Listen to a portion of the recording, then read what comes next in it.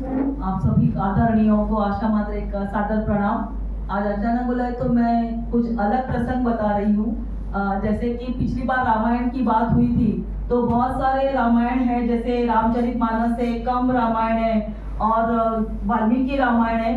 तो मैं आपको अनटोल्ड रामायण, जो रामायण की कथाएं हैं पर वो अधिक प्रचलित नहीं हुई है, ऐसी बहुत सी है, उनमें से मैं एक छोटा सा प्रसंग आपके सामने आज प्रस्तुत कर रही हूँ।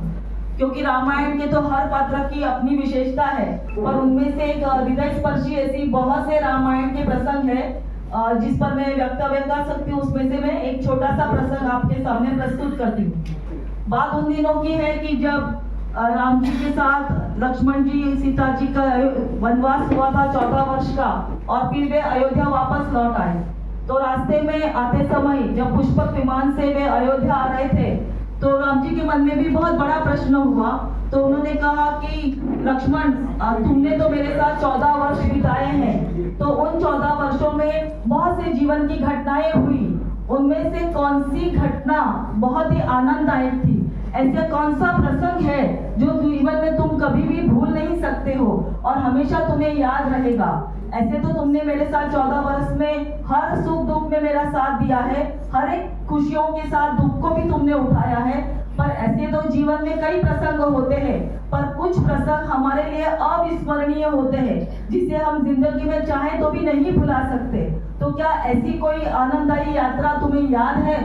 तो लक्ष्मण जी ने कहा, हाँ भैया, क्यों नहीं, मुझे याद है ना। मेरे जीवन का अगर आप पूछो 14 वर्ष के वनवास के दौरान सबसे आनंददायक यात्रा कौन सी थी, तो लक्ष्मण जी ने कहा कि वो यात्रा थी जब मेघनाथ ने मुझे बाण मारा था और मैं मूर्छित हो गया था। वो मेरे जीवन की सबसे आनंददायक यात्रा थी। तो राम जी ने कहा कि ऐसे कैसे हो सकता है? उस समय तो हम कितने चिंतित थे, तुम्हारे प्राण संकट में आ गए थे। ऐसे समय में कोई भला आनंद की यात्रा का अनुभव कैसे कर सकता है? जब वो स्वयं ही मूर्छित अवस्था में हो, तो वो आनंददायक यात्रा हो कैसे सकती है? ये तो संभव ही नहीं है। और हमारे तो होश ही उड़ गए थे।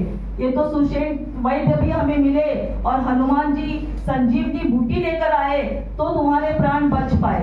फिर ऐसे में वो तुम्हारे लिए सबसे आनंददायक यात्रा हो ही कैसे सकती है?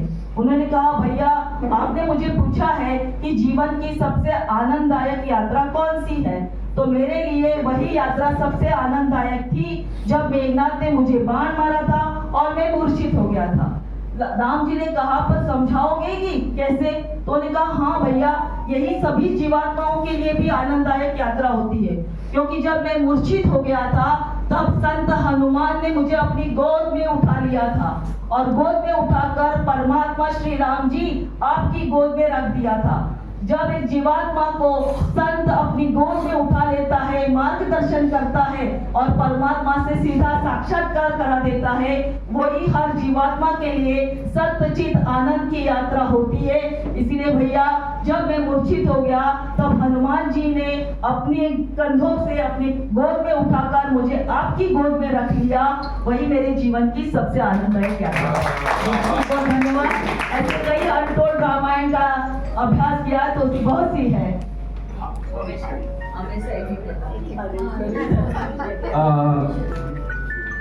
टीना तलाटी ने बोला, हमें